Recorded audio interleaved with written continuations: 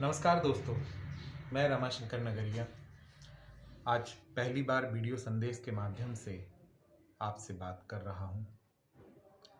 मैं मूलतः सेवड़ा जिला दतिया का निवासी हूं और पत्रकारिता के माध्यम से समय समय पर इस क्षेत्र की समस्याओं को उठाने का काम करता रहा हूं। मैंने महसूस किया है सेवड़ा एक पावन तपोभूमि, एक प्राकृतिक सुषमा से युक्त सौंदर्य से परिपूर्ण नगर, ऐतिहासिक इमारतों को संजोए एक वैभवशाली इतिहास का गवाह प्राचीन नगर लंबे समय से उपेक्षाओं का शिकार है। कई बार मुद्दे उठे, सरकारें बदलती रहीं, सेवड़ा के विकास की चिंता नहीं हुई। बहुत लंबी कहानी है। इस वक्त हम जिस परिप्रेक्ष्य में आपसे बात कर रहे हैं वही आपके बीच में रखते हैं। मध्य प्रदेश शासन द्वारा नवोदय विद्यालय की तर्ज पर सीएम राइज स्कूल हर ब्लॉक मुख्यालय पर खोले जा रहे हैं। जैसा कि आपको पता है, सेवड़ा भी एक ब्लॉक मुख्यालय है, विकासखंड मुख्यालय है। नियम के अनुसार सेवड़ा में सीएम राइज स्कूल को खोलना चाहिए। मैं सीएम राइज स्कूल के बारे में आपको बता दूं, यह कॉन्सेप्ट हमारे प्रदेश के मुख्यमंत्री शिवराज सिंह चौहान जी का है। वह 21वीं सदी के हिसाब से आधुनिक शिक्षा पद्धति को शासकीय स्कूल में लाने के लिए सीएम राइज स्कूल के कल्पना के साथ हमारे पास यह योजना लाए हैं। सीएम राइज स्कूल में खेल के, प्रैक्टिकल के बहुत सारे संसाधन, सीबीएसई बोर्ड की मान्यता और अन्य बहुत प्रकार की गुणवत्तापूर्ण शिक्षा और विशेष परिणाम मूलक शिक्षा, यानी कि बच्चे पढ़ने के बाद कुछ कर पाएँ ऐसी शिक्षा देने की पूरा कॉन्सेप्ट सीएम राइज स्कूल में मौजूद रहना है।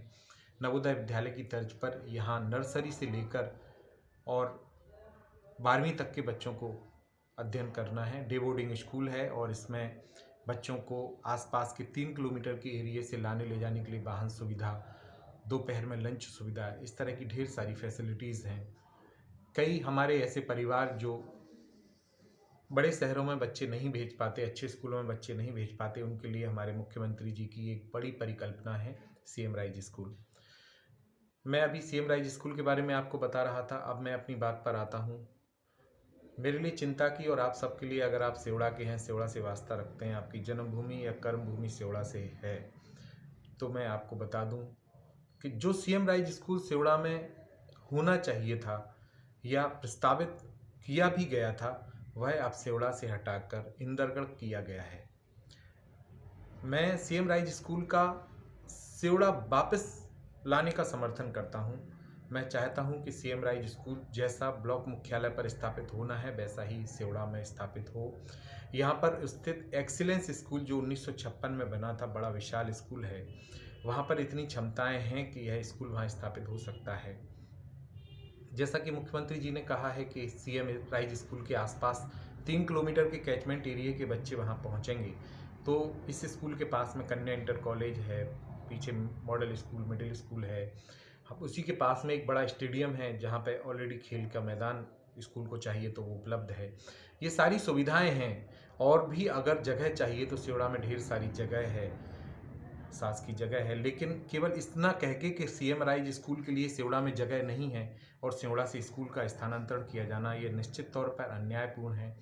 यह सेवड़ा के साथ एक बड़ी उपेक्षा है। हम इसका विरोध करते हैं और हम आप सबसे निवेदन करते हैं कि हम सेवड़ा के प्रति अपनी प्रतिबद्धता, अपनी जन्मभूमि, अपनी कर्मभूमि के प्रति अपने श्वासों के कर्ज को चुकाने के लिए इस मुहिम में जुड़ें।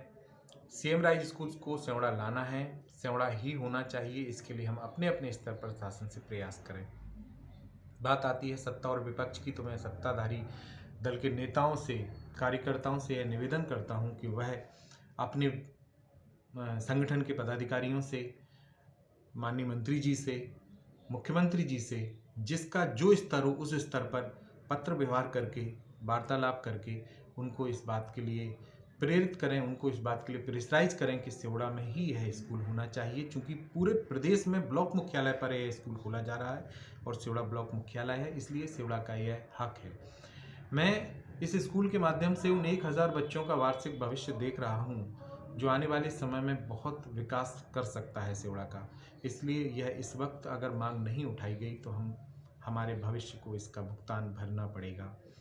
आप सभी लोग, सत्ता पक्ष के लोग, अपने अपने स्तर पर निवेदन करके, पत्र लिख करके, अपने नेताओं से बात करके, प्रशासनिक अधिकारियों से बात करके सीएम राइज स्कूल को सेवड़ा स्थापित करा सकते हैं। जो हमारे विपक्ष के साथी हैं वह आंदोलन के माध्यम से सरकार पर दबाव बना सकते हैं। सामाजिक कार्यकर्ता भी अपने अपने स्तर पर प्रयास कर सकते हैं। हम हस्ताक्षर अभियान चला सकते हैं, हम सोशल मीडिया पर कैंपेनिंग चला सकते हैं। जिसको जो समझ में आया वह कर सकते हैं। मैं बता दूं, इससे पहले भी सेवड़ा का किस प्रकार से नुकसान हुआ।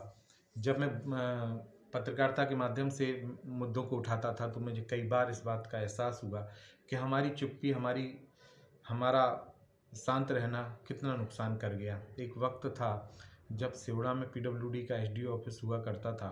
आज हमारे पास पीडब्ल्यूडी का एसडीओ ऑफिस नहीं है, वह भांडेर है, और हम बहुत छोटी छोटी परियोजनाओं के लिए मुंह ताकते रह जाते हैं। हमारे यहाँ सोलर ऊर्जा का एक बड़ा प्लांट लगना था, 50 मेगावाट का, 52 मेगावाट का प्लांट लगना था। वह भी यहाँ से जगह के अभाव में भांडेर शिफ्ट कर दिया गया। यह बात 1 साल पुरानी है। ऐसी बहुत सारी चीज़ें हैं। जल आवर्धन, जो अभी हमारे यहाँ रतनगढ़ परियोजना का प्रशासकीय कार्यालय था, वह भी अब सेवड़ा से हटाकर मऊ शिफ्ट कर दिया गया। इस बात को लगभग 8 महीने हो गए। पहले भाजपा के सत्ताधारी दल के नेताओं ने विश्वास दिलाया कि उपचुनाव के बाद वापस आएगा, पर इस बारे में भी कोई प्रयास नहीं हुआ। विपक्ष ने मुद्दे उठाए, लेकिन उनकी उतनी ताकत से बात या तो रखी नहीं गई या सुनी नहीं गई, तो सरकार ने भी ध्यान नहीं दिया। हम हमारे क्षेत्र का इतना बड़ा नुकसान होते कब तक देखेंगे। आपसे विशेष निवेदन है, जातिगत, दलगत, आपस के मतभेद भुलाकर हम हमारा सेवड़ा का नारा बुलंद करें। एक बार जुट जाएं हमारे हक और अधिकार के लिए। बहुत बहुत धन्यवाद।